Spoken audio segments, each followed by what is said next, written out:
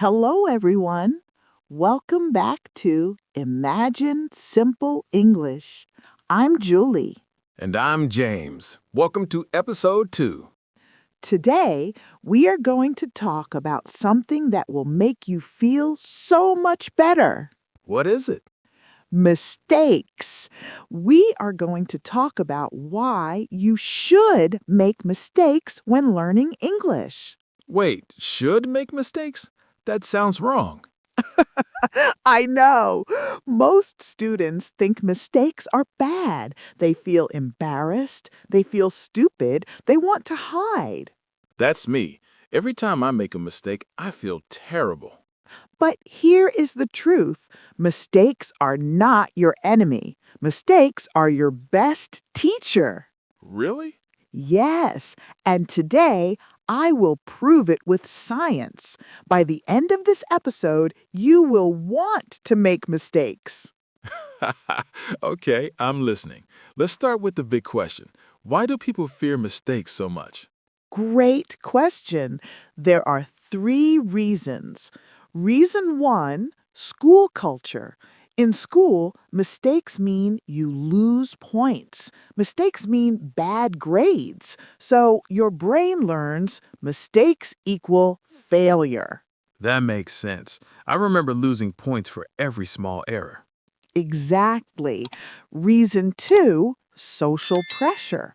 When you make a mistake in front of people, you feel judged. You think, everyone is laughing at me. Yes, I once said I have 25 years instead of I am 25 years old. Everyone laughed. I know that feeling. But here's the truth. Native speakers make mistakes too. They just don't notice. Really? Yes, and reason 3, perfectionism. Many students believe they must speak perfect English, but perfection does not exist. So what should we aim for? Communication, understanding, connection, not perfection. Okay, so mistakes are not failures, but how do mistakes help us learn? Great question. Let me explain the science. When you make a mistake, your brain does something amazing.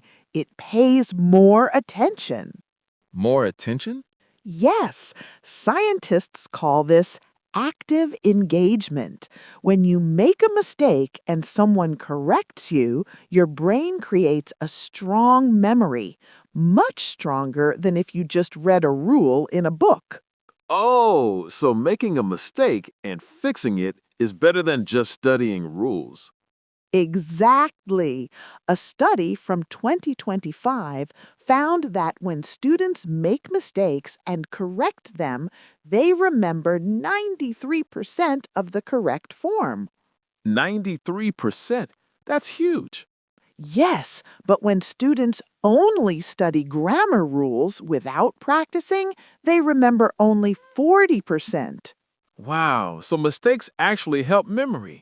Yes, because mistakes create what scientists call cognitive engagement. Your brain works harder when it makes a mistake, and hard work builds strong connections.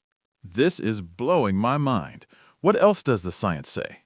There's a psychologist named Carol Dweck. She studied something called growth mindset. Growth mindset?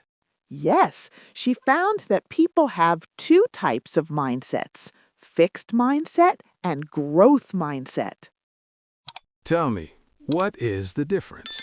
Fixed mindset means you believe your intelligence is fixed. You cannot change it. If you are bad at English, you will always be bad at English. That sounds depressing. It is. But growth mindset is different. Growth mindset means you believe you can improve. You can get better with practice and effort. And mistakes fit into this how? People with growth mindset see mistakes as proof that they are learning.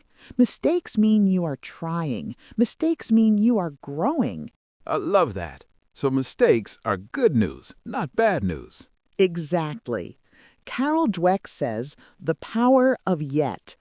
When you make a mistake, you do not say, I cannot do this. You say, I cannot do this yet. I could not speak fluently yet. That feels so much better. Yes. Now, let me tell you about another important concept, interlanguage. Interlanguage? What is that? Interlanguage is the language that you create while learning English. It is not your native language, and it is not perfect English. It is something in between.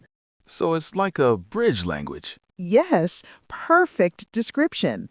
Interlanguage is your bridge, and every learner has one. Give me an example. Okay, when you are at A1 level, you might say, I go school yesterday. This is interlanguage. It has errors, but it communicates meaning.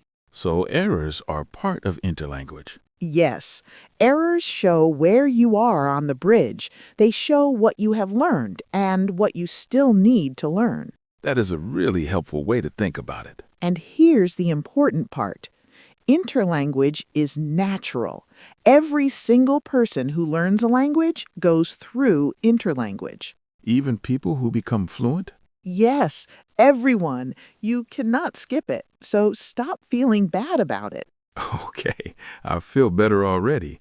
But wait, is there a danger with making too many mistakes? Sure, great question. Yes, there is. Scientists call it fossilization. Fossilization? Like dinosaur fossils? Yes, similar idea. Fossilization happens when an error becomes fixed in your brain. You repeat it so many times that it becomes automatic. Oh no, so making mistakes can be bad. Only if you never correct them.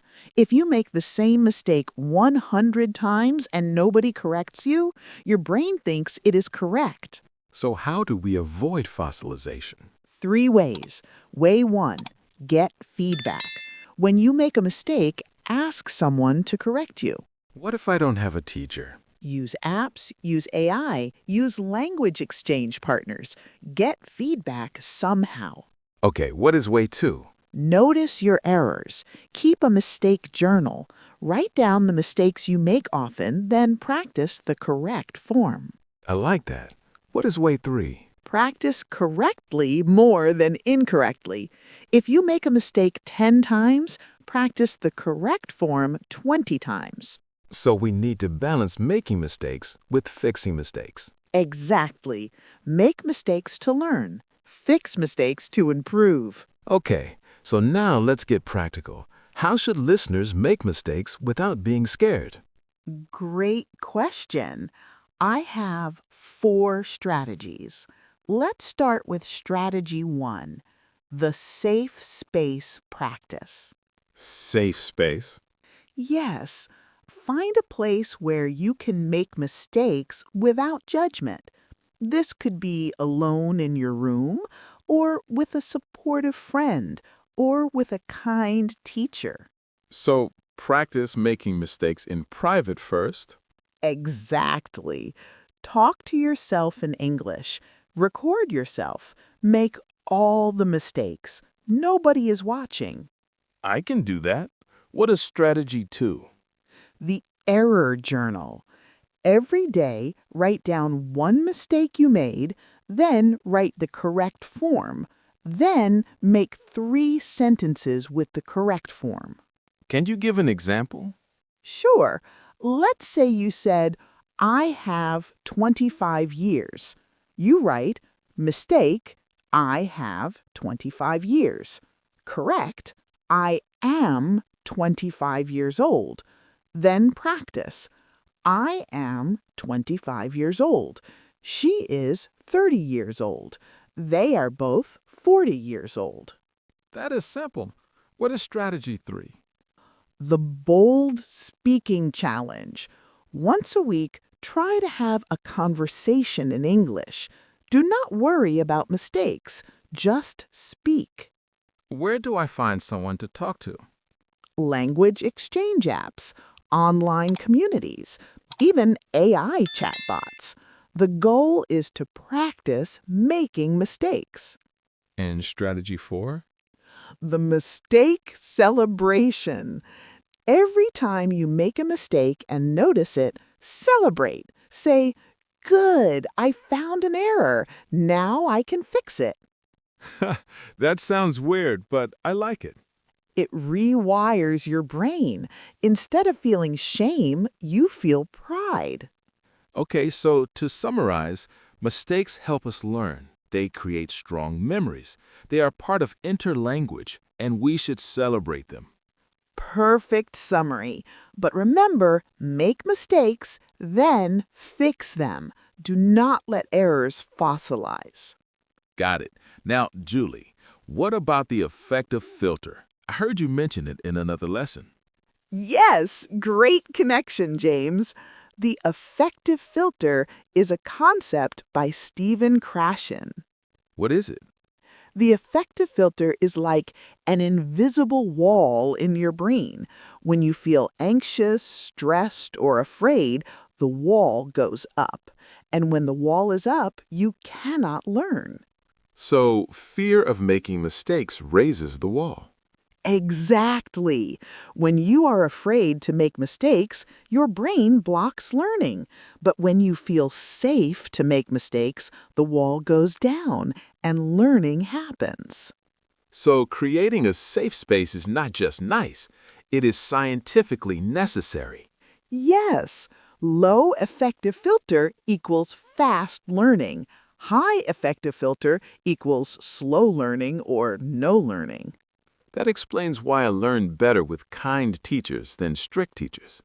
Exactly. Kind teachers lower your effective filter. Okay, so what should listeners do today to start making good mistakes? 3 things.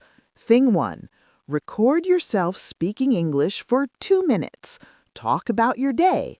Do not stop. Do not correct yourself. Just speak. And listen after? Yes, listen and find one mistake. Write it down. Practice the correct form 5 times. What is thing 2?